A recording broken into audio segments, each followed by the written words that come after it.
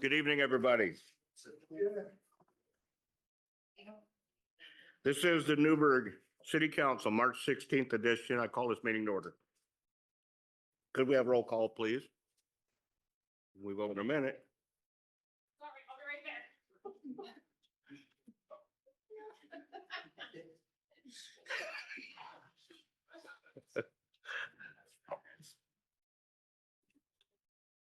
Okay, I'm here. Counselor McBride. Here. Counselor Wheatley. Here. Counselor Yarnell Holloman. Here. Counselor Kilberg. Here. Mayor Rosacker. Here. Counselor Turgeson. Here. And Counselor Corman. Here. Thank you. Would everybody please stand and join me in the Pledge of Allegiance?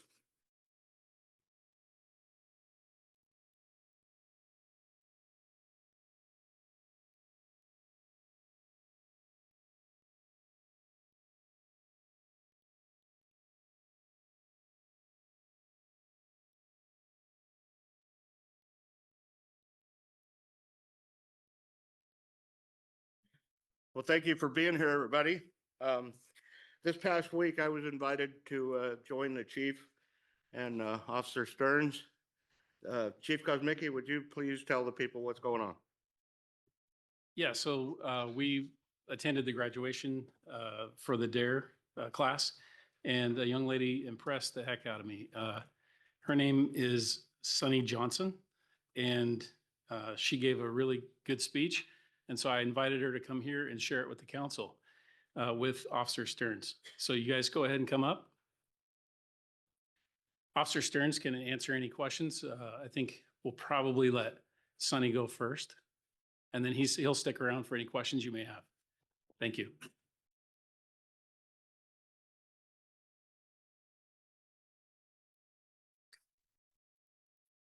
Hello, my name is Henrisa Johnson, and I made this DARE report for an activity that we call the DARE organization with Officer Stearns as my teacher. DARE is an organization that fifth graders such as myself get to have as a class once weekly, where an officer will teach us about things that we should and should not do. Immediately, I was worried that all this class was going to be about was to not do drugs. Then I went in, and it was just our school resource officer sitting on one of the desks, reading the questions we had asked. In this class, Officer J had taught us how bad drugs were for your body and the outcomes, but also how to handle peer pressure in stressful situations, but most importantly, how to make better decisions with everyday problems.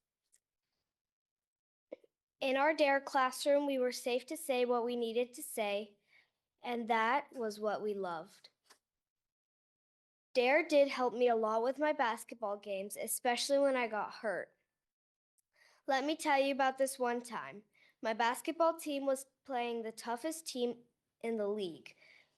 This one player was really bugging me. She would always kind of push me out of the way and get me out of the game. Then when I was on the court, I got really mad and just kind of yelled out my feelings, causing my coach to worry and bring me to the bench. After the game was over, I cried a lot. I was saying how I was embarrassing myself in front of my old coach, who was really excited to see me there.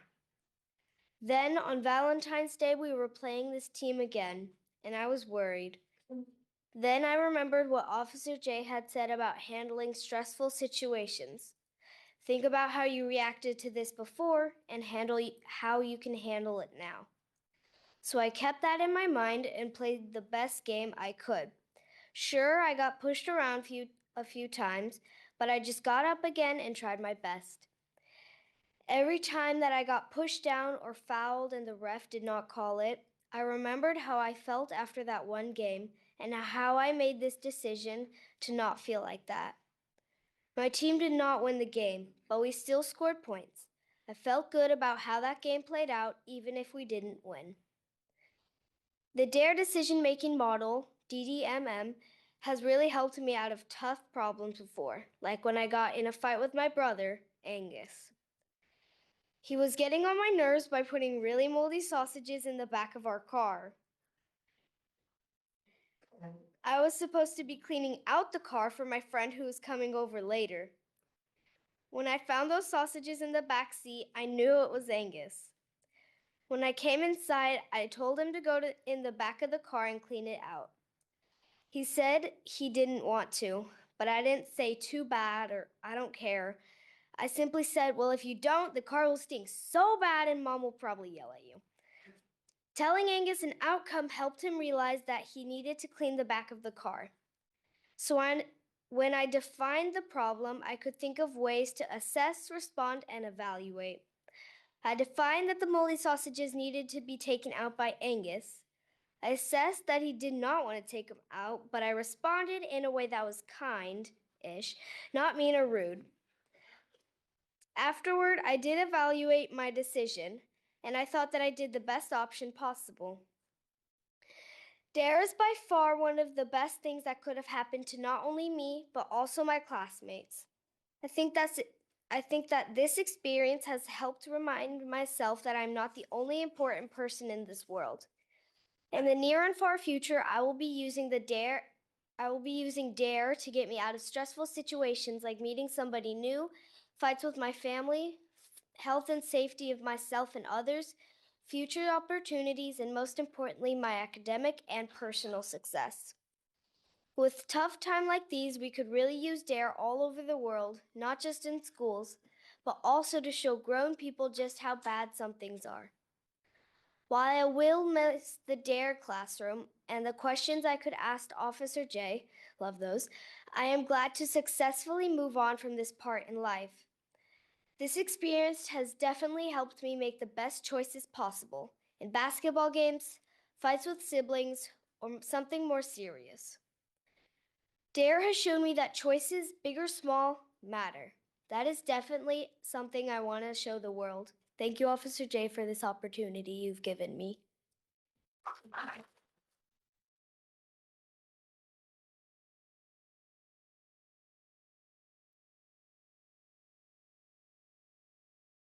Did you want to come up and take some pictures, Mom?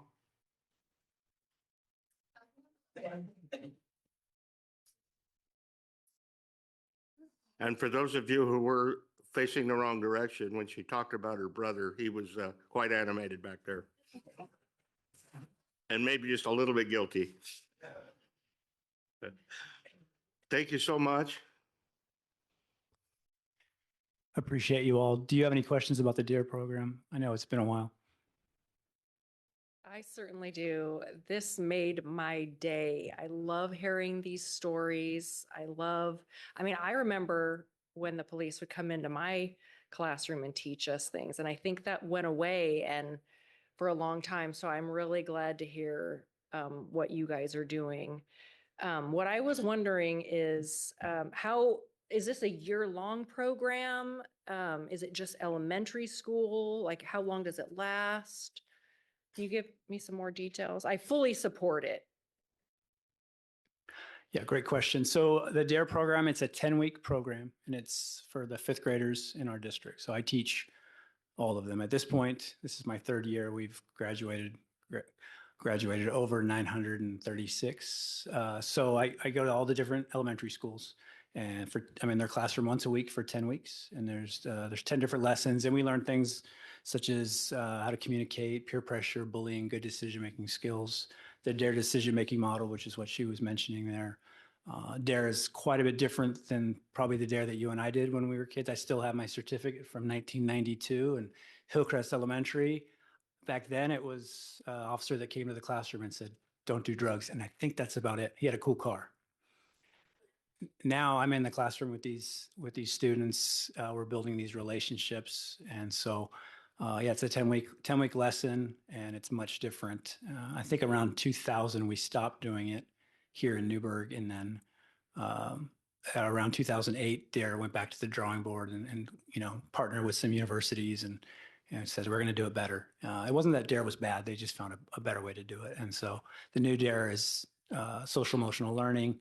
It is effective. It's science-based, and it's really well received, and I think successful. And that's why I wanted to bring my secret weapon here for you.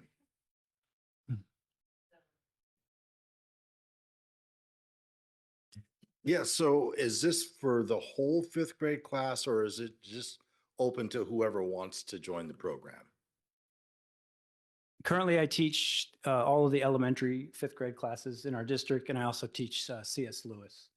So it's not open to just anybody. It's got to be a classroom setting, and I partner with the school for that. I guess what my grandson is in fifth grade at Maple Rush and he's not said a thing about this. And so I was just wondering if he just wasn't paying attention or if it wasn't, or if it was just an elective of some sort, you know? I'm a little surprised. Yeah, I just graduated 76 fifth graders from Maple Rush. He's probably got his certificate at home. What's his name? Is, well, no, I'll let that go. But I'm gonna ask him about it tonight. Yeah, he should have a T-shirt and a certificate. So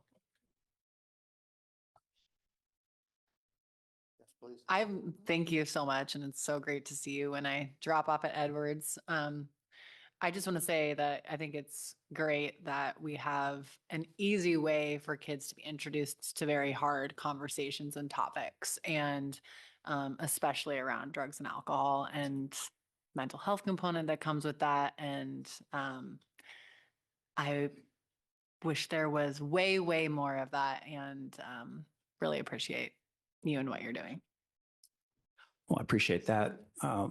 As successful and as effective as the DARE curriculum is, honestly, I think what's even more important is the relationships that I'm building with these students, because currently the sixth and seventh grade is my third year. So sixth and seventh graders were my students.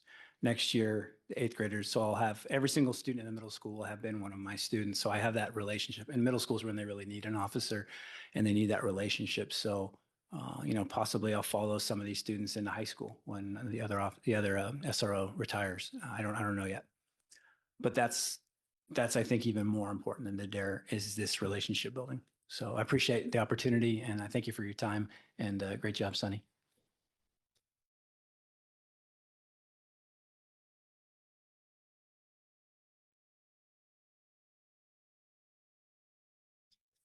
Well, Will, you get to follow that. So I'll give you two choices. You can either go ahead and make your presentation or we can just call it a meeting and go home. Well, Mr. Mayor and honourable councillors, I think I still probably should do this presentation because it's got 4 years of statistics in it. It's not going to be as good as that was, but So this is not the usual statistics report that we do. This is actually a compilation of 4 years of statistics with some commentary based upon some analysis.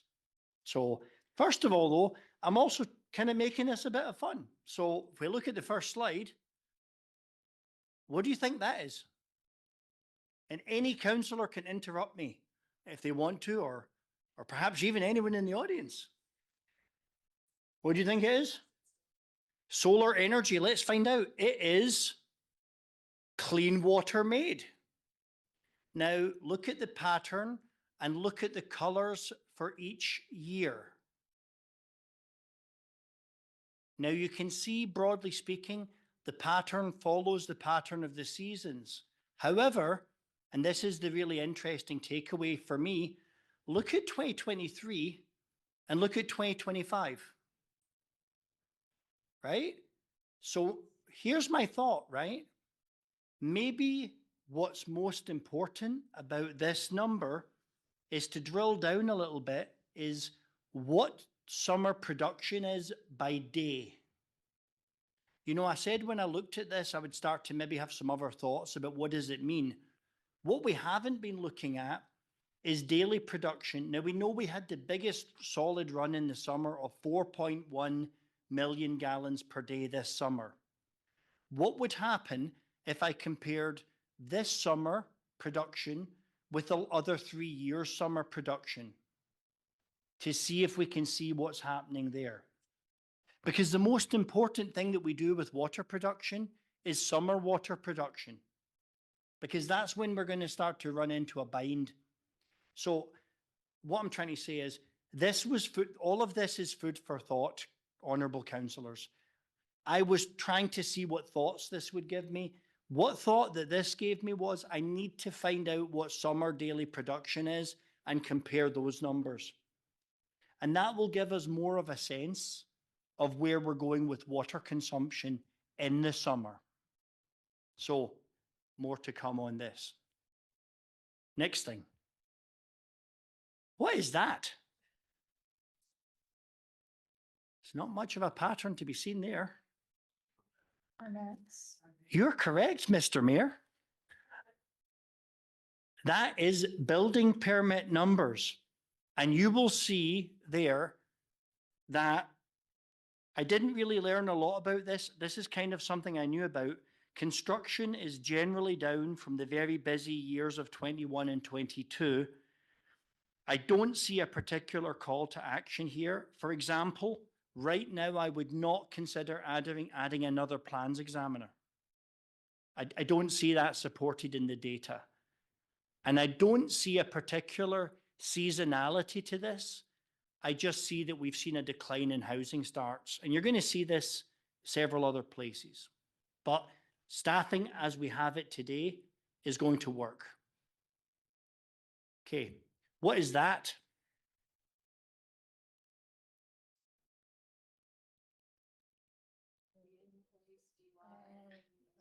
The phone calls, the 911.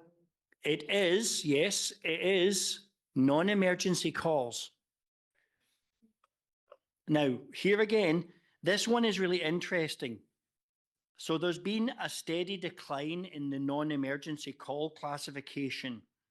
My assumption here is that our residents are becoming ever more educated due to our enhanced web presence and are using other ways to connect with the city.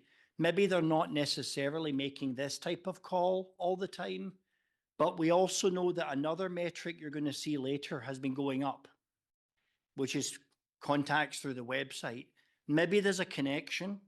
I'm not certain. Notably, there's been no overflow from this into 911. Now, I want you to think about that for a minute. When you look at the 911 chart, we're not displacing non-emergency calls into 911 calls. So that gives me some other thoughts, right? There has been an increase in socials activity and website data requests. Maybe the public are using our services in different ways. Sergeant Hagan and Emily's work in the PIO area, I think, is probably paying off here, since we're not seeing an overall change in the 911 image, 911 pattern. But anyway, that's my thoughts initially on this comparison. Now, what is this? Correct. What? Accounts payable. Now, I've come to realize that this is a volatile metric with more and less active years. In this case, I can see predictable end and start of fiscal years. I can see there's an uptick, the beginnings and the end of fiscal years.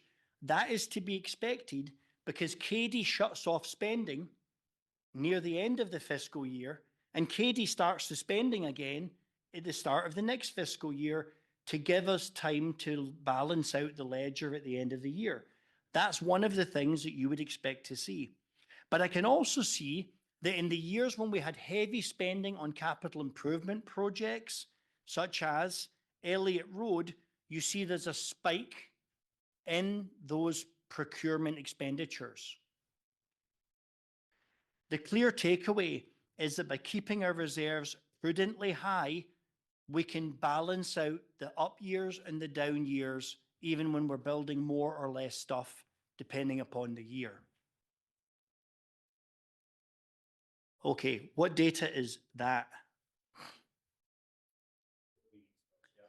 Correct. You're not reading ahead, anyone, are you?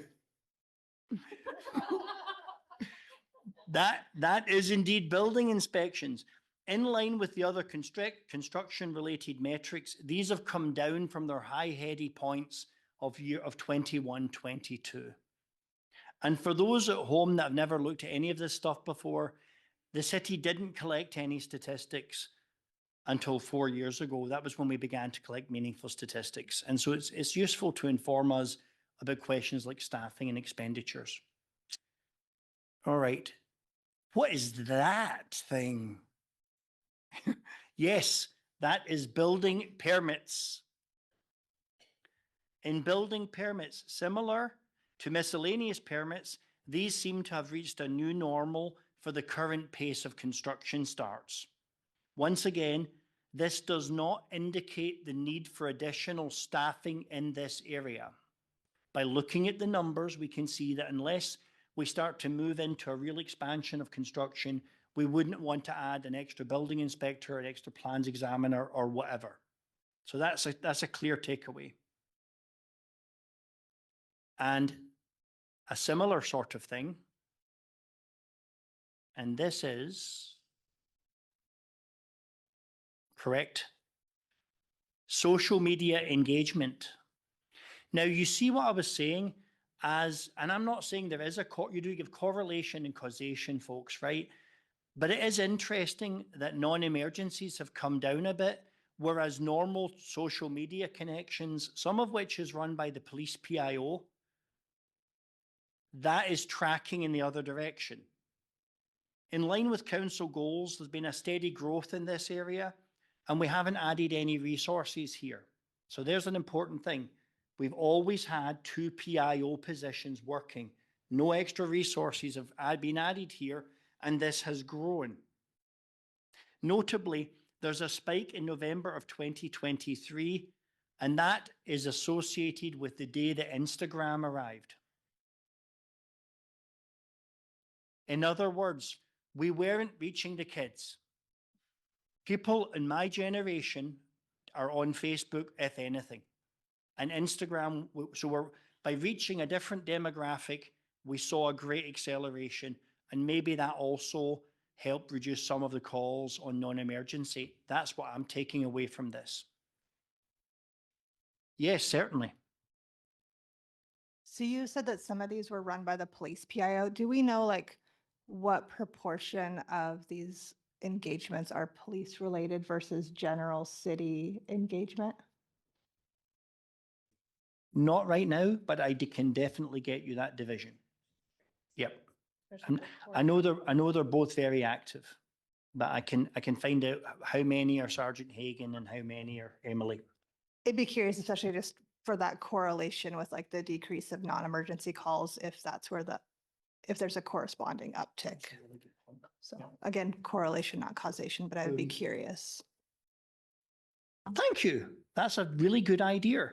If we dig into that and they've seen an expansion of their social media presence, that would tend to reinforce the thesis.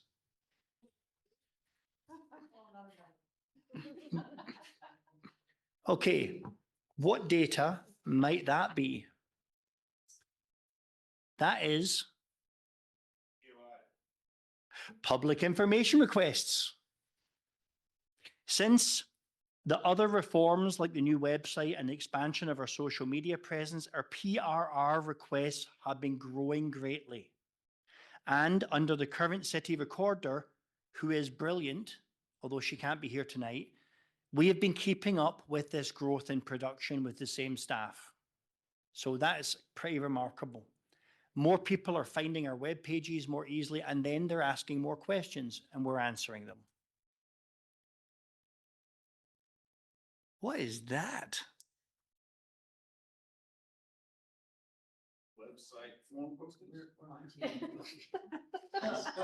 Website forum postings. While we have seen peaks connected to local events, there has been no specific pattern that I can detect over time. You can see it's a fairly blended picture. We've had higher moments and lower moments. Generally, the activity has come up a little bit, but I wouldn't say I could see any specific driver. And I don't see any seasonality, and that surprised me. I expected to see some seasonality around the holiday season or the 4th of July. I didn't see that. Not really.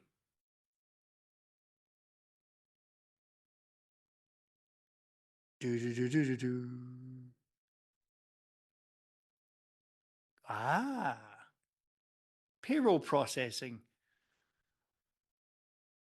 As expected, for almost the same staff, we basically have the same staff for 4 years. You see our payroll expenses have gone up every year. Our increase on average has been 9% per year for payroll expenses. They've just steadily gone up. They've been driven higher, and the biggest driver has been health insurance costs, which have gone through the roof for everybody. So that's it. Same people though, more cost. I mean, that's all I can really say about that one. Yep. And on health insurance, there is worse is to come. We don't see any sign that healthcare cost is decelerating. And we'll be telling you more when we find out more about the latest healthcare hikes. But they're always double digit. That's all over the board. Kashunk. DUIs. There are several elements to this success story, but one must be highly effective deterrence carried out by individual police officers in our town. This shows the focused effort in line with our council goals. We have had generally a positive effect on reducing DUIs, and I'm going to be continuing to watch this going forward. But I mean, look at the numbers. This is a really good success story. Our DUII intervention training and our reasonable suspicion stops are clearly having a deterrent effect on our town. And I hope that this continues and that less and less people choose to make that stupid decision.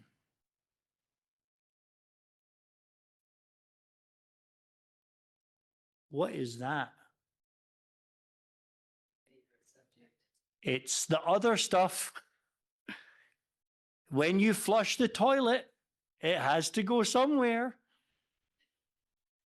In this data, I can see that our I&I efforts have had a moderate effect, but they have not had a fantastic effect. I say that they've had a moderate effect because we've had a very, very wet year in 2025, and we still got the amount processed down a little bit. So we're moving in the right direction.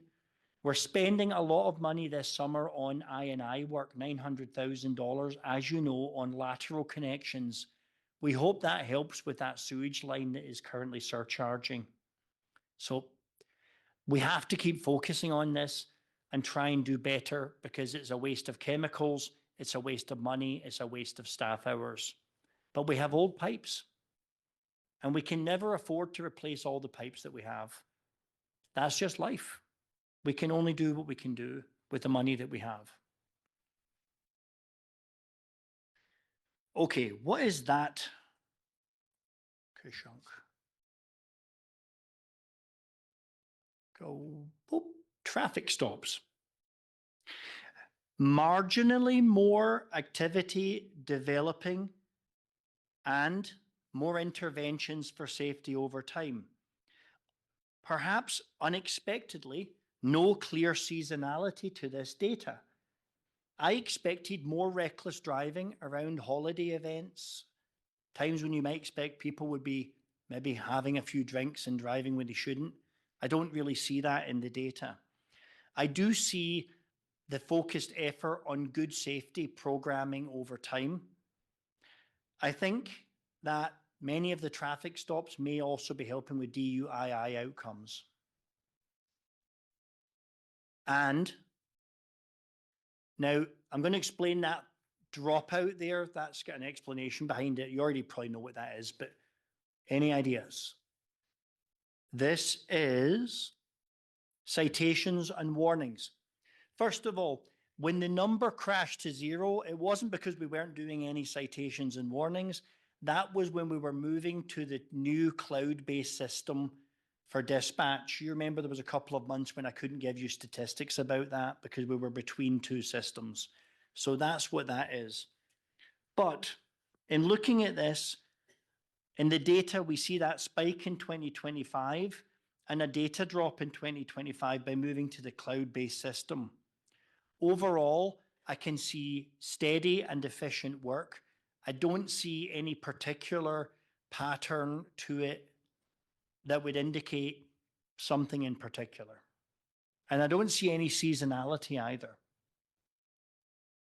Now, why that spike happened, I don't know. I don't have any idea.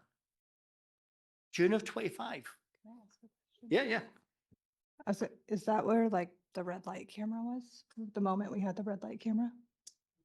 No, that wasn't on at exactly that moment.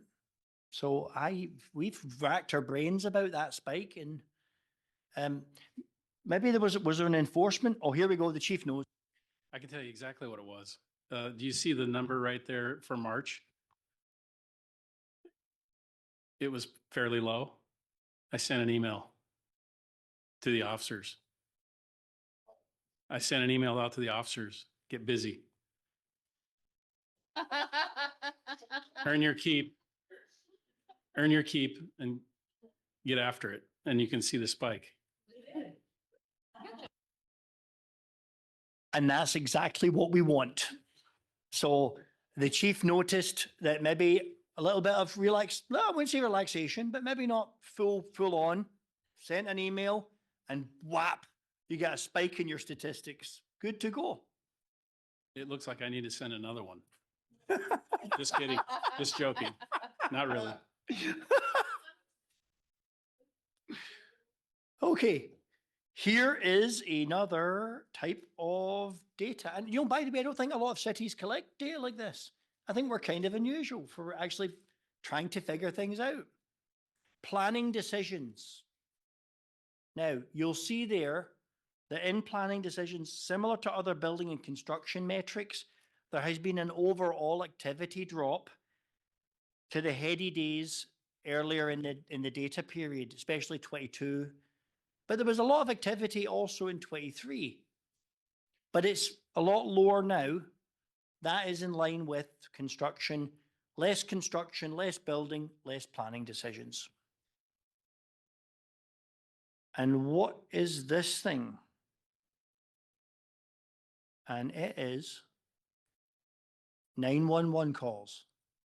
So you see what I meant about there's not an overflow effect from one type of call to the other. And when we dug into this, our most important calls for service have held steady except for 2023. And that was a really busy year with fires and other accidents. And that generated a lot of calls. So you may recall that was from my narrative report, that was such a busy year all around. If criminality were growing, so would these calls. Therefore, we can see that we have the best policing, in my opinion, in the state, which goes along with our safest city, 5th safest at the moment in the state designation. This is really good work. And so I don't see any growing trend of 911 calls, despite a population that's growing about 1% a year. So that's another good positive takeaway, I think. What is that spiky thing? Peggy is correct. That is hires. Hires have varied over time with a low in 2024 after we initially got up to full staff. We can't see a firm seasonality in this pattern, but I'd like you to think for a minute, all of this hiring work is done by 1.5 FTEs. That is a lot less than that is a lot less than the industry standard, which is supposed to be 1 to 50 people. So we're always making do with a pretty skinny crew. And what is that? Up. Library door count. For those who may wonder if the library is dead in the modern world, think again. Steady growth over time is visible. Also, clearly, we can see the seasonal impact of summer reading in the data. and that makes my heart sing. If this growth continues, in the next biennium, I will be asking council for another FTE for the library. This is clearly where there is some need for some growth. And what is this? Calls for service. So many calls for service are initiated by officers themselves. Some people don't know that. If they put a call in, sometimes it's a call that comes through one of our other channels. With some peaks and troughs, this has remained steady over time, and these calls are critical for our residents. Once again, we can see a steady commitment to community policing and safe city status, keeping the workload steady. Yes. Just, I want to make sure I understand what you said. So an officer, somebody gets a call and the officer goes to the door, the police gets a call, and then they put a call for service such as like medical or something along those lines? You said the officers make these calls, right? Let me defer to the chief to explain better the difference between a self-initiated and non-self-initiated, because I only know vaguely. Yeah, so those can be traffic stops, they can be responding to calls, those types of things. Everything we go to, we track with computer automated dispatch. So they're really accurate. We're even more accurate now that we're on the cloud because we weren't able to pull all the data out. And that's why all those stats are pretty darn close, but they should be a lot more accurate now because we're able to actually pull better stats faster and it's a lot easier. Did that answer your question? Thank you, Chief. Wood?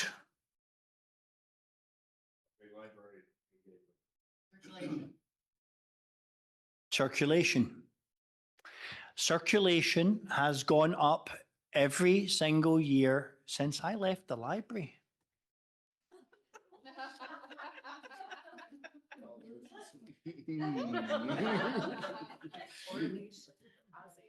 This, yeah, what is that? That doesn't make me feel, So that trough you see there, that's the impact of the library front door ramp work. Circulation dropped dramatically while the library could not be accessed by anybody because we were rebuilding the ramp. So yeah, this just, we keep doing more and more and more work with the same number of people. What is that?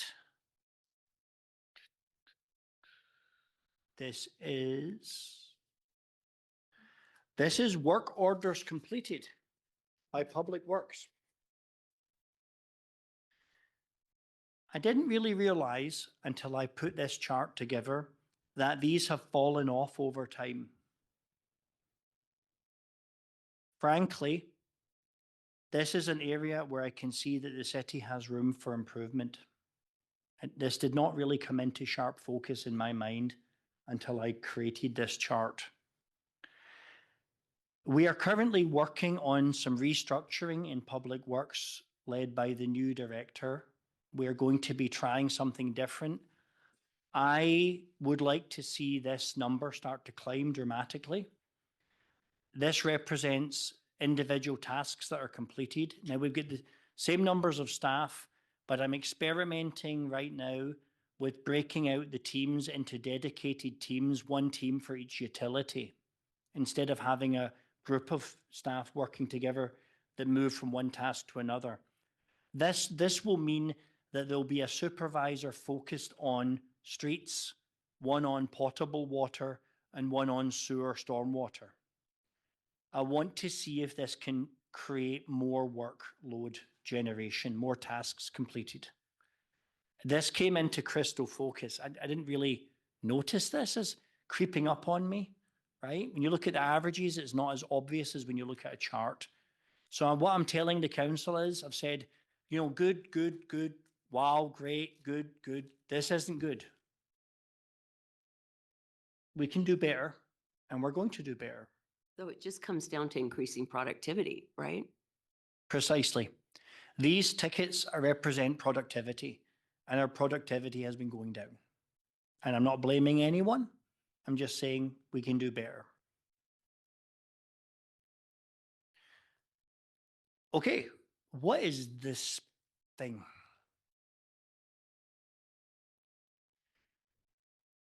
After hours help tickets. Now, let me say something about this.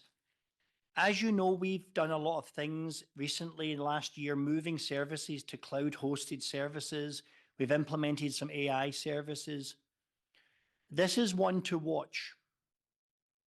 If after hours help tickets stays low or keeps lower in the future, then these reforms are working because we're not paying for callback time. We're not creating after hours events. I would like to see a time come when you see almost no after hours events. We'll see how it goes. That's the concept. Yes, Mike. So the after hours is that also figured in overtime, or do you have guys specifically set up, hey, you're gonna handle this week any after hours or whatever? We do have a rotation for that, but it does create overtime. So somebody knows that in IT that they'll have the duty, but if they do get called back in, we're burning money. So we don't want to do that.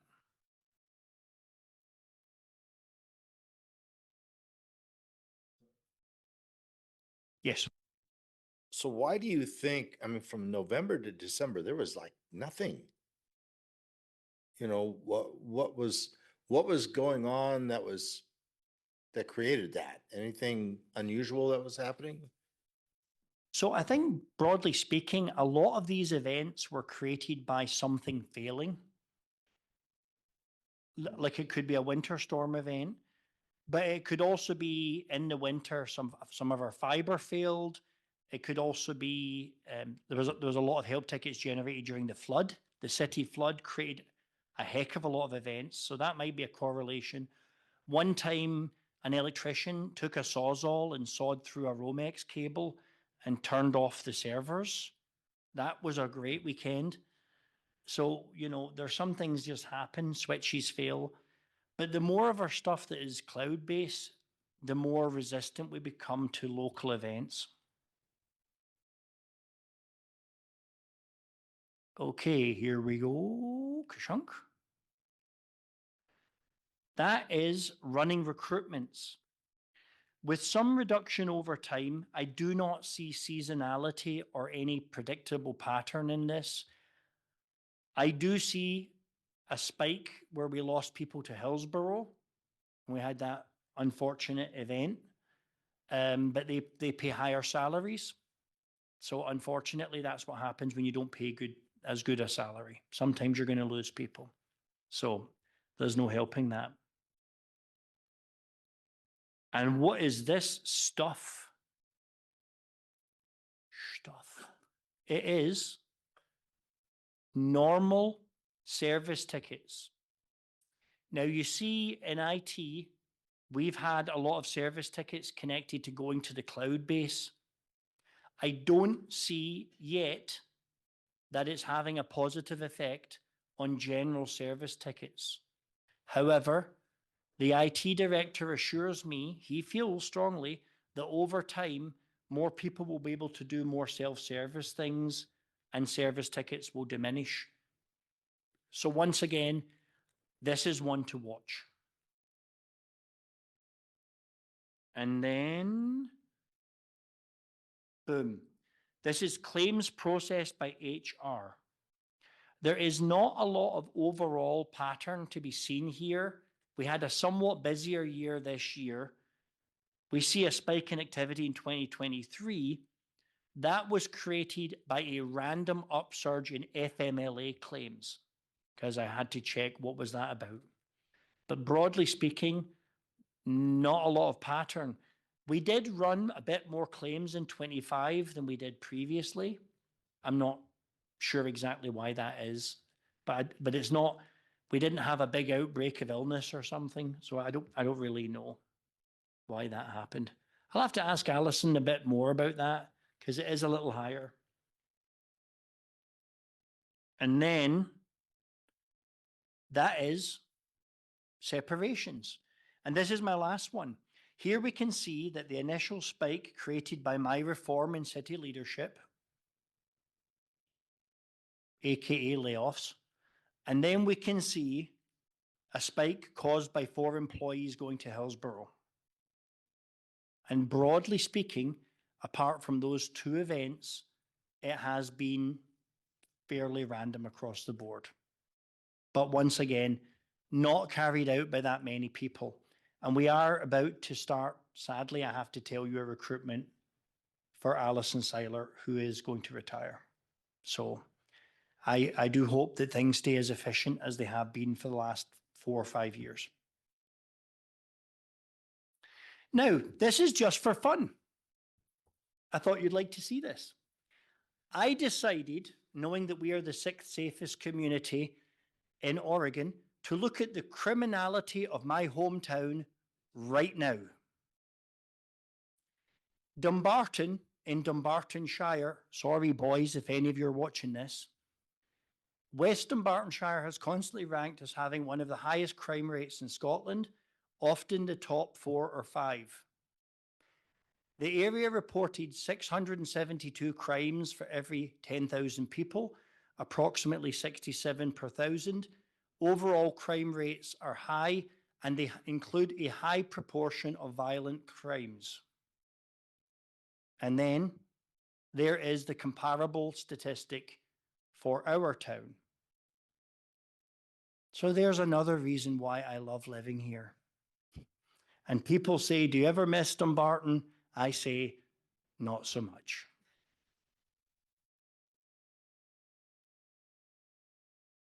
So that's it for a 4-year overview. As you can see, we're smarter than we were 4 years ago and better informed. I've got some things to follow up on, and thank you, Jerry, for that idea. I also want to look at the individual daily water production for those summer months and see if I can drill into that a little bit more, because I'm curious. And I'd like to bench precipitation against daily summer water production and see if we can get the statistics a little bit smarter. And that's to find out if we don't need a water plant exactly when we think we will. We still know we're going to need a water plant, but it might enable us to come up with a better analysis on the exact when that might happen. And who knows, I might even get some help from Mr. Jim Talt again. So we shall see. Any questions, folks, about our 4-year overview?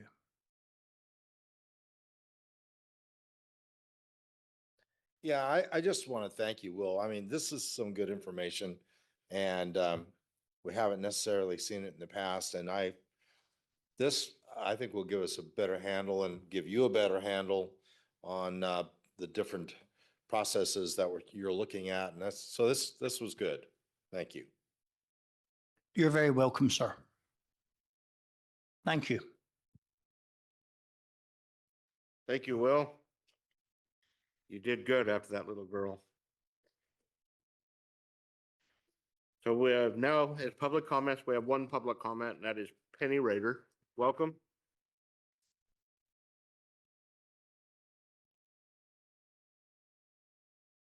Good evening, Council and Mr. Mayor. I want to take a moment to commend you for your efforts on bringing our community together a bit more. I've been hearing that on your off Mondays, you're meeting with the public, which is really great. And I've also heard that our mayor has been staying after and talking with people who have disagreements with information that's being presented. Appreciate the fact that you've been meeting with people regarding their concerns with ICE, even though that's not under your jurisdiction. I believe that we all can feel the difference in Newberg, and so just want to say thank you for your efforts. They are paying off, so I appreciate that. Thank you, Penny. Now it's time for new business. Danny. is presenting on the City Hall roof replacement. Welcome. Good to see you. Good evening. Jeanette Hilton, City of Newberg Engineering Department. Thank you. See if I can actually work it.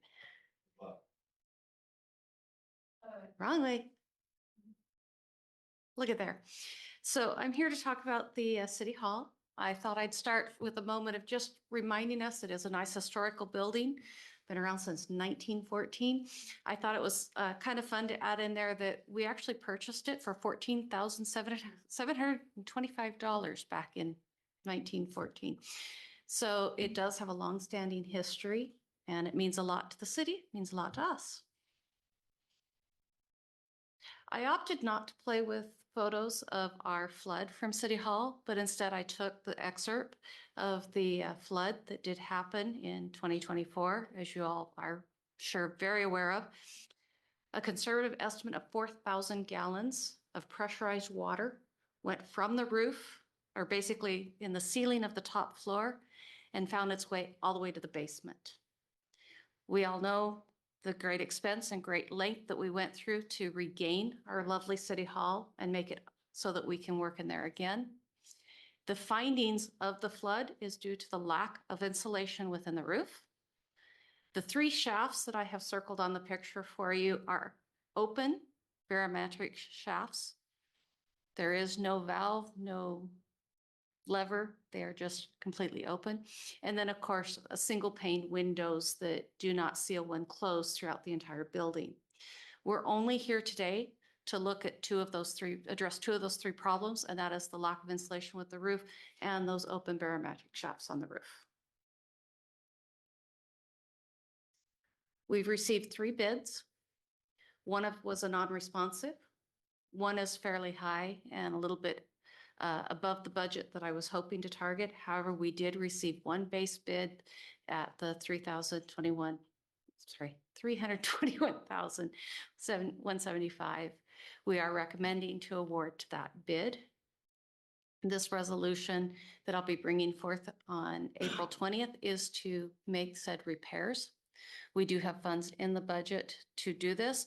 However, once we do complete the repairs, we do have FEMA funding coming in that will cover all $321,175 to replenish the account that the funds are coming from. Moving forward, this is the timeline. As a project manager, got to have timeline and milestones. These are my big major milestones of the dates that I must meet in order to be able to do this. Any questions? So I want to make sure I heard you right. We're only doing 2 of the 3 items. You had 3 barometric shafts and 1 window that isn't insulated very well. So did I hear you right? Is that correct? Absolutely. I didn't state the windows very well. We have single pane windows throughout the entire building. I will be coming to council at a later time to discuss the windows. And because of the fact that we have 83 windows that fall in this category, we will need to divide it out into phases to be able to accomplish this with great efficiency as well as cost effectiveness. Okay, so we're basically putting a new roof on and fixing those 3 barometric shafts. As well as an R30 insulation to replace the 1-inch insulation board that exists in 70% of the roof, I think is what the report found. I'm still getting the full, we went in and did core samples across the roof on both sides of the building. We were anywhere from 1 inch of insulation board to 3 inches of insulation board to some areas that had no insulation board.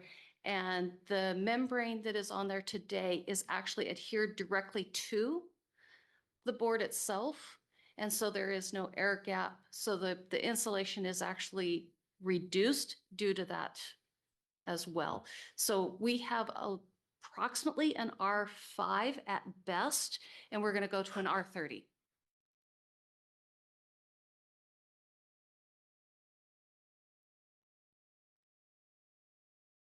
The windows, though, that's just an upgrade for more efficiency. That's not a FEMA thing. We won't be covered for those, correct? We actually do have some FEMA funds that are helping us with the first phase of the windows. So I just did not include that in this. We have approximately $405,000 in this phase and another $300,000 coming in on top of that. So we will be able to do phase one, possibly into phase two with the reimbursement of the FEMA funds. And so the final phase and final push would be the only portion that we wouldn't get reimbursed for. At the way that it's trending, but I'm still working on those estimates and bids. As I said, we're going to break this down into phases. And as we go forward, we'll be able to outline where we get some FEMA reimbursement. So the ABC roofing bid, was that within what you anticipated the cost would be, or is it way lower than what you anticipated? It's slightly below what I anticipated. I expected to be right in the middle between the two. And so it actually kind of balanced out from that aspect. There's a little bit of an alternate on the membrane application is where we are saving some labor is what the appearance is on the ABC roofing between the JR Swigert. But it is a good process and it is a solid membrane. It is definitely an R30 insulation that we are lacking. And so we're looking for something that is longstanding, as well as there's some other items on the roof that we will be able to address at the same time. That's cool. And from a non-construction person, does it scare you at all when a bid comes in that significantly lower? That would actually, I would personally, it's like wine. You pick the middle one. I don't know. Yeah, but that's $250,000 off. It's not. Can I say something to this, Dan? Okay, so the way they do procurement in Oregon's terrible. So we shouldn't do procurement the way we do it here in the law. This is a silly law. In Australia, they have a great system, and it's the one that we should use here in the United States. They choose the middle bid. So people that are too low is unrealistic. They might have a price overrun. Too high is perhaps gouge. They actually go with the middle of the target range, and whoever's closest to the median gets the bid. Crikey, I wish we used that system here. To follow on. I was going to say, Yeah. to follow on, we actually do have a roof architect firm that we've been working with that has reviewed the bid. And so it is a solid work. And we as a city have not, but the company that we're working with has worked with this company in the past. And so they do have a good reputation from that aspect. So Great. the risk is reduced from that if that helps answer the question on the risk. Yeah, that's awesome. And I totally trust you're doing all of that behind the scenes. But I have another question. In the case that, say, ABC Roofing, and I should know this answer, is projected to go over their bid, then what happens? Like, what if someone undercuts and then that significantly and then says, oh, just kidding, we need to add in $80,000 for whatever? We've already closed the bid. The bidding actually closed on the 8th. The presentation was put together on the 9th. We evaluated over the data between then and now. And so I'm actually bringing you clean, solid, closed bidding data. I mean, going through the project and then does that happen ever with vendors? So do we find that as we're doing the construction, we uncover something that we didn't anticipate uncovering? And this is an old building. This is where we do have funds for, and I'm bringing you today as information, and we'll be bringing for the RCA on April 20th. So if there is questions on bringing, what are some of our mitigation? Is it 10%? Is it 15%? That's what I would be added into the presentation that I bring you on April 20th. So do we have any type of assurances that, let's say they're in there, they're doing the job. We don't find anything extra that we need to fix, but they just missed on the bid and they underbid themselves by, let's say, $80,000. Do we just say, well, I'm sorry, we're sticking to the bid and you have to fix this and finish it out? Or are we paying an extra $80,000? So we would obviously in that circumstance go beak to beak with them. They say they can do it for this price. There will be some contingency. We're going to ask council for a margin. I don't imagine we'll be asking council for a margin of more than 10% though, no matter what they find. They believe they can do it. The oversight architecture firm believes that it can be done for that price. I think that bid from Swigert was that's much higher than I expected. We were expecting something about 400-ish. So yeah, it's a great bid. Let's see what happens. There'll be a margin and we're going to watch it closely and Danny will track every step of the way. The one piece that I didn't bring today and I don't have in front is our Serta Roofing Company that is the architect firm that we brought in. It is a 300-page manual that was outlined step by step that was included with that had the expectations for these companies in the bid. So that 300-page manual outlines every single detail to the nuance. So if we do have a problem, it would be very surprising that it's not already called out in that, because we did spend that time with that architect firm. So I don't imagine that you are familiar with the buildup that they're going to use. Could I see that sometime between now and the next meeting? Absolutely. Thank you. Thank you, Council. Thank you, Danny. Thank you. Appreciate me. Now I'm feeling guilty. Should go by Danny or Danette? Either, she says. I've answered to watch. All right.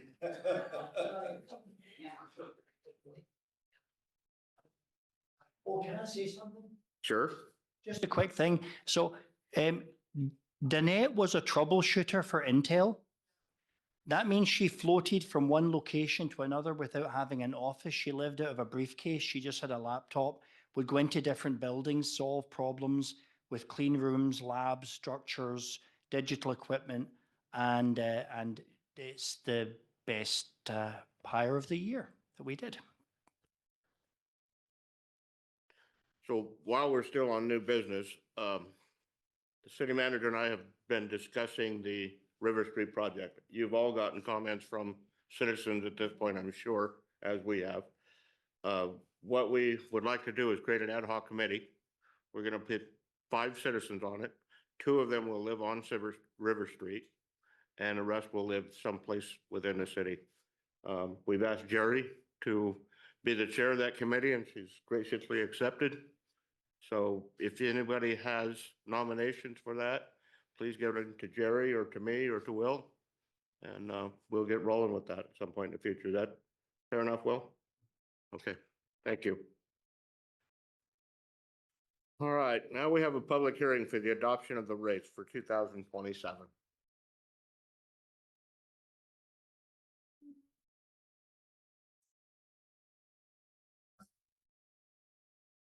Okay, good evening. I believe this is the public hearing tonight. It is, so thank you. I call this legislative hearing to order. The purpose of this is to adopt the rates for the rate review from the rate review committee for 2027. At this point, any counselor who has the declaration to make of conflict of interest or absentations, this would be the time to do that. Seeing none, I close that. We are ready for a staff report. Okay, you guys got the full presentation at the last meeting.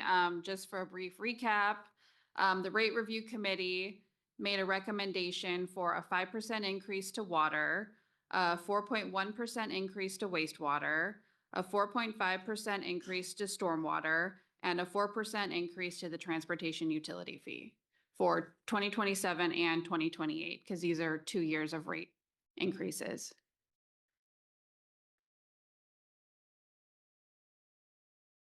So we have no public comments on this, so I'm going to close public comments.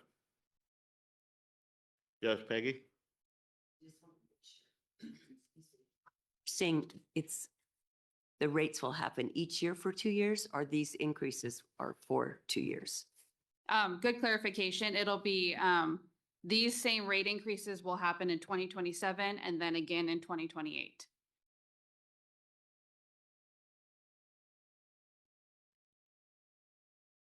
However, I would like to point out that due to the removal of the communication line item from the bill, the effective rate change for the first of those 2 years will actually be about 2.8%, because we're removing one class of charge from the billing statement permanently.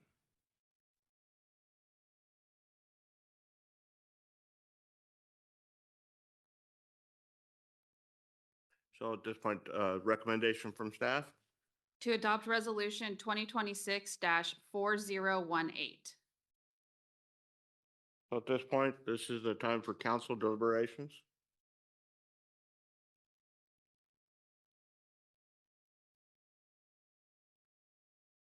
Would Jerry, please? So my memory and then reading the fiscal impact line, these rate increases are break even to sustain current functioning. We're not making money. And if we don't do this, we're not breaking even and we will have a consequence of some kind. Yes, so these rate increases are to keep staffing levels the way they are. And then we presented the reduced CIP projects. And so if we don't get these rate increases, some sort of cuts will have to happen. Either we delay some of these CIP projects, or there will have to be shifts in staffing or something. Because Okay. these are the bare minimum that we could get by with for the forecast. Thank you. Yeah.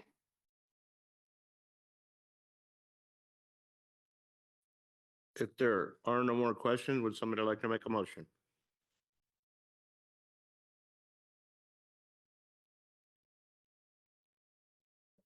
I move that we adopt resolution 2026-4018. Second. It has been moved and seconded that we adopt 2026-4018. Is there any further discussion? Seeing none, could we have a roll call vote, please? Of course, Mr. Mayor. Counselor McBride, Yes. Counselor Wheatley, Yes. Counselor Yarnell Holloman, Yes. Counselor Kilberg, Yes. Mayor Rosacker, Yes. Counselor Turgeson, Yes. Counselor Carmen. Yes. Vote passes unanimously. Thank you. Thank you very much. Mr. Mayor.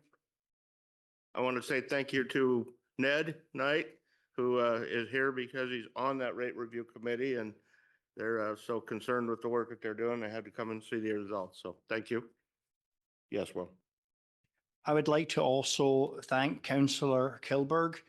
At her prompting, we went back through the CIP list and we declassified, removed any projects that were not absolutely essential. And that's why the rate increases were a little less than they were last time. So thank you for that prompting.